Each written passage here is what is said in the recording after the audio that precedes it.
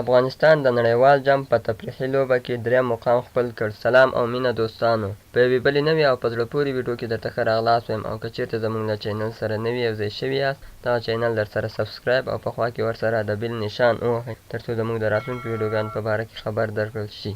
د نړیوال جام د پرانیستې په مراسمو کې نندارچیانو ته بېلابېلې تفریحي خپرونې وړاندې شوې. دا پروګرام د نړیوال جام تر سیالیو یو ورځ وړاندې وشوې. په دغه پروګرام کې یو پروګرام د 80 ثانیو چلنج نومېده، چې په نړیوال جام کې د 10 ګډون کوونکو هیوادونو 2 ځانګړي سفیران بیټینګ کاوه. په دغه چلنجي لوبه کې بیټسمنانو په یوه دقیقه کې چې څومره بالونه وهلی شي وهل. د افغانستان سفیر د ملي لوبډلې لوبغاړی میرویس اشرف او وتلې سندرغاړې آریانا سعید وه. افغانستان تر ټولو ټیمونو لومړی بیټینګ وکړ، چې آریانا سعید او میرویس اشرف دواړه ښه شاټونه ووهل.